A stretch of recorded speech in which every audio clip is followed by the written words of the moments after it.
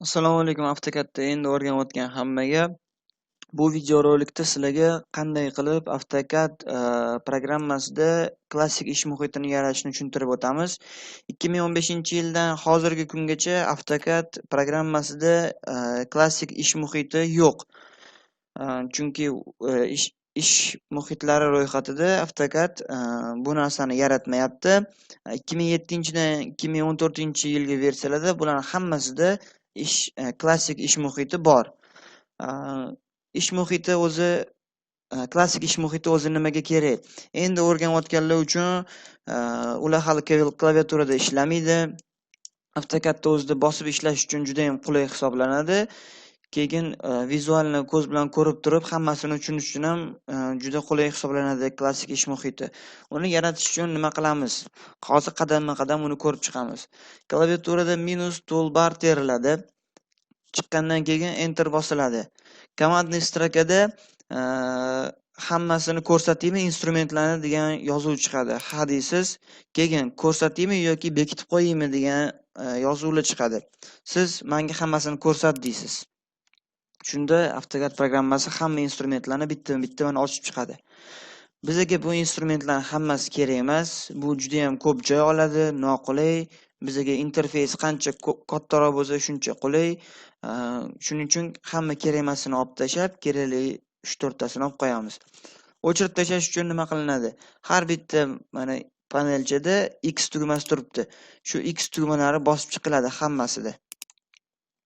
Shunda ular o'z-o'zidan yo'qoladi. Mana shunaqa bitta-bittadan o'chirib chiqamiz. O'chirayotganda mana tepadagi panel, yondagi panellarda hammasida bularda mana X tugmachasi yo'q. Bularni o'chirish uchun nima qilamiz? Buni tortib olamiz. Mana bu yerda tugmacha bor, mana nuqta.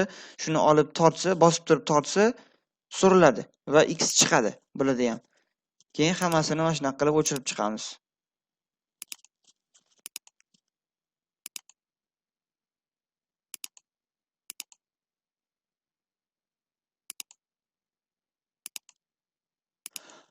Eng oxirida istalgan bitta panel qolsa bo'ldi.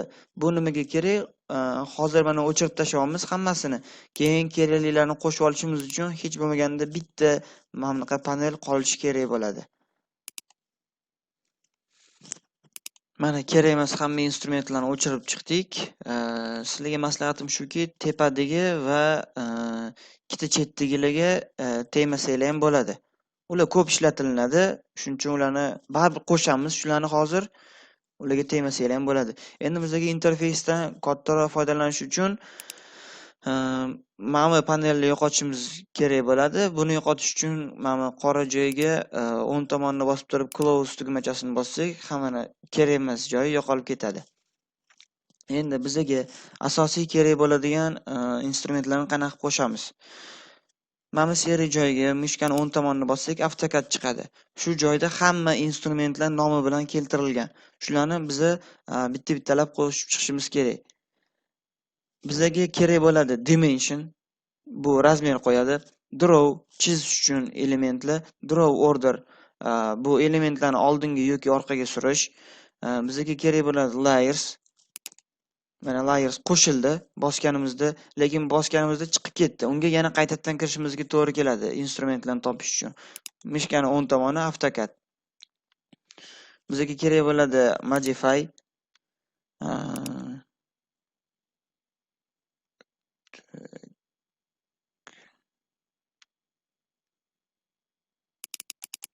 Bizga hozircha shu yetar ekan. Endi ularni joyma-joy o'zimiz istaganda joylashtirib chiqishimiz mumkin bo'ladi. Uni nima qilamiz? Mana shu nuqtachalardan olib tortamiz kerakli joyga. Interfeysdan iloji boricha ekonomli foydalanishga harakat qilinglar, chunki bizga chizayotganimizda joy kerak bo'ladi. Mana bunday qilib istalgancha joylashtirib chiqish mumkin bo'ladi mana. Xohlasanglar botni ham tortib olsanglar bot chiqib ketadi.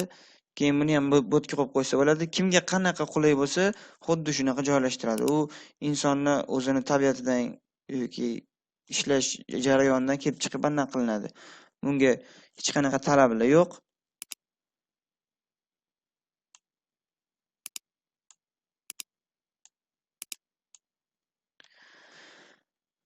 Mana shunaqa qilib joylashtirdik deylik.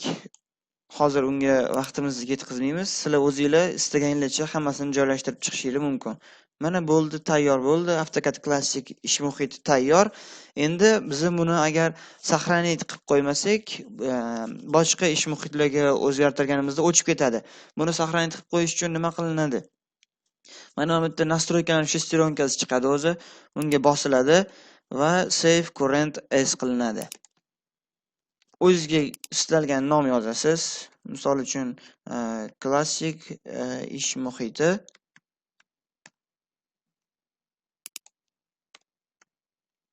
va save qilasiz. Bo'ldi. Endi men misol uchun boshqa ish muhitiga o'tdim, mana drifting annotationga. Bu yerda uje boshqacha muhit, boshqacha interfeys, instrumentlar boshqacha joylashgan.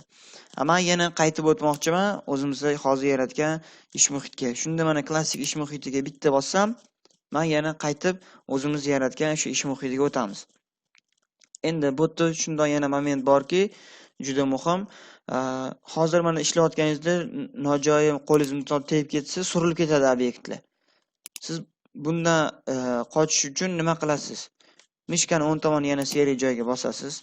Lock location degan joyga, all degan joyiga lock tiqib qo'yasiz. Shunda bular hammasi instrumentlar qulflanadi.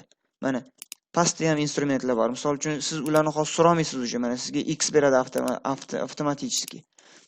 Hech narsani so'ramaysiz. Bularni misol uchun yana o'chirib yoki qo'shish uchun yoki joydan siljitish uchun yana o'ng tomonni bosib lock location all unlocked qilasiz. Shunda ular mana yana suriladi. Mana shunaqa qilib shu video rolikda biz ko'rib chiqdik. Qanaqa qilib AutoCAD programmasida endi o'rganayotganlar uchun juda ham muhim va qulay bo'lgan klassik ish muhitini yaratishni ko'rib chiqdik.